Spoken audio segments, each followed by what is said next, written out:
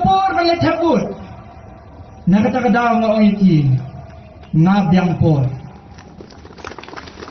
Ngambag biyang por. Alat yang ang pensay sa pikamot ayu. Dear por.